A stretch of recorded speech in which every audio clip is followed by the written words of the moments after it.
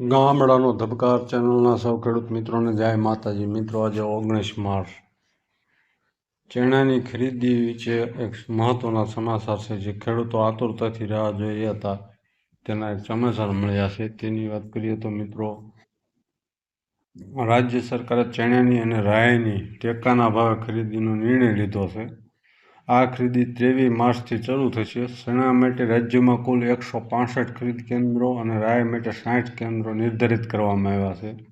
અત્યાર સુધીમાં ચણામાં 2,68,000 ખેડૂતોએ નોંધણી કરાવી છે અને રાય માટે 37,000થી વધુ ખેડૂતોએ નોંધણી કરાવી છે.